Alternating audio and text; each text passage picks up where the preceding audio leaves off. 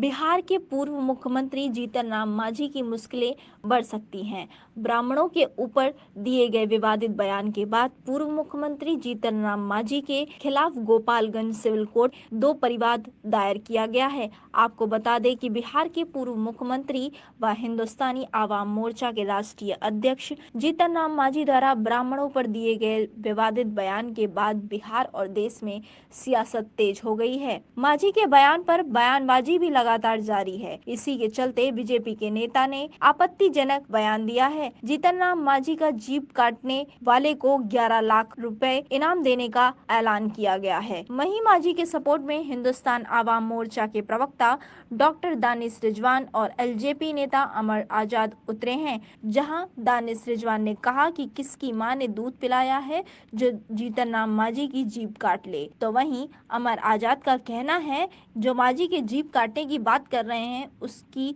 जीभ मैं काट लूंगा। बीजेपी प्रदेश कार्यकारिणी के सदस्य व अंतर्राष्ट्रीय हिंदू महासभा के महासचिव गजेंद्र झा ने यह बयान दिया है कि ब्राह्मण का बेटा यदि मांझी का जीभ काट कर लाता है तो वे उसे इनाम के तौर पर 11 लाख रुपए देंगे, साथ ही जिंदगी भर उसका भरण पोषण भी करेंगे। वहीं दूसरी तरफ भाजपा के जिला अध्यक्ष विनोद कुमार सिंह और भाजपा नेता विजय कुमार मणि ने सीजीएम कोर्ट में परिवाद दायर किया है। इसके पहले बरौली और नगर थाने में शिकायत की गई, जिस पर पुलिस ने प्राथमिकी दर्ज नहीं है। उक्त मुकदमा में पूर्व मुख्यमंत्री श्री मांझी पर 18 दिसंबर को पटना के भुइया मिलन समारोह में संबोधन के दरमियान खास जाति ब्राह्मण व हिंदू देवी देवताओं के विरुद्ध उन्हें अपमानित करने का आरोप लगाया गया है। भाजपा के जिला उपाध्यक्ष सह वरिष्ठ अधिवक्ता रवि प्रकाश मणि त्रिपाठी ने कहा कि गोपालगंज की कोर्ट में जीतन राम मांझी को हाजिर कराया जाएगा और उन्हें जेल भी जाना होगा। भारतीय दंड संहिता के अंतर्गत हिंदू धार्मिक भावनाओं पर कीचड़ उछालना एक गंभीर अपराध है जो जानबूझकर किया गया है, जो कहीं से न्याय उचित नहीं है। हिंदुस्तान के एक एक ब्राह्मण की ओर से, जन जन और कण कण की ओर से अगर आप हिंदू पे इस तरह से घात करते रहेंगे तो आपको हिंदुस्तान की सरजमी भागने के लिए कम पड़ जाएगी। और आप लोगों के माध्यम से आज मैं एक बड़ा ऐलान कर देना चाहता हूं। हिंदुस्तान में ब्राह्मण का कोई भी बेटा अगर जीतन राम मांझी का जिह्वा काट के लाता है, उनके जीभ को काट के मेरे समक्ष लाता है, तो मैं 11 लाख रुपए का इनाम दूंगा। और मैं आप लोगों को कहना चाहता हूं, जीतन राम मांझी की हैसियत तो 11 टके की नहीं है। देखिए, लगातार आदरणीय नेता श्री जीतन राम मांझी जी के ऊपर में भारतीय जनता पार्टी के नेताओं के द्वारा अभद्र टिप्पणी करी जा रही है। भारतीय जनता पार्टी प्रदेश कार्यकारिणी के गजेंद्र झा जी ने सीधे तौर पे कहा है कि मांझी जी की जबान काट लेंगे। वो किसकी मां ने दूध पिलाया है जो जीतन राम मांझी जी की जबान काट लेगा? क्या ये दलितों को अपमानित करने की बातचीत नहीं है? जब जीतन राम मांझी जी ने स्वीकार कर लिया, उन्होंने खेद प्रकट कर लिया, उसके बाद किस तरह की राजनीति कर रहे हैं आप? जब दलितों को थूक चटवाया जाता है तो किस बिल में घुस जाते हैं ये भारतीय जनता पार्टी के नेता? जब दलितों को प्रताड़ित किया जाता है तो किस मार्ग में घुसे होते हैं ये भारतीय जनता पार्टी के नेता? और आज बड़ी जबान खुल रही है। मैं भारतीय जनता पार्टी के प्रदेश नेतृत्व को बता देना चाहता हूं कि अपने नेताओं को रोक के रखें, नहीं तो परिणाम भुगतना पड़ेगा। जय भीम साथियों, भारतीय संविधान में जब से संविधान लागू हुआ, बाबा साहेब अम्बेडकर ने बनाया, तो जाति व्यवस्था छुआछूत बिल्कुल समाप्त करने के लिए बनाया। मगर अभी भी मनुवादी सामंतवादी के लोग जो अपने जाति को श्रेष्ठ मानते हैं, उनसे समाज को, इस भारत देश को खतरा है। भारत देश को खतरा है। और खुलेआम अगर आपको किसी बात की आपत्ति है, कोई व्यक्ति अगर कुछ बोले हैं या किसी को बुरा लगा है तो उन्होंने माफी मांग लिया है। मगर आप कहिएगा कि पूरा स्वर्ण दलित का खेल खेलने लगे, जातिवाद का खेल करता, दलित कोई पीछे है क्या? जो कोई बोला है ना कि जीभ काट लेंगे, उसका जीभ मैं अमर आजाद काट लूंगा।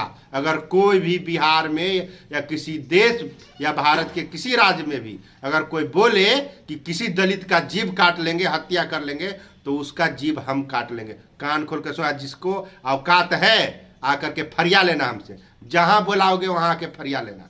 मेरा नाम अमर आजाद पासवान है।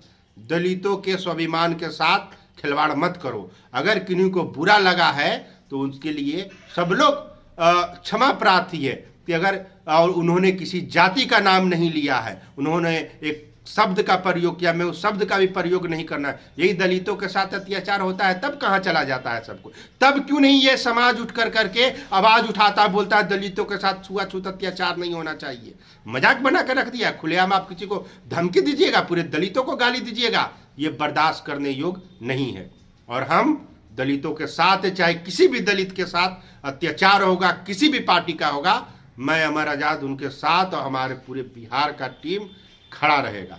जय भीम, जय बाबा साहब अम्बेडकर। भारतीय जनता पार्टी ने भी जिला अध्यक्ष विनोद कुमार जी ने आज यहाँ सीजीएम के अदालत में उनके ऊपर मुकदमा किया है।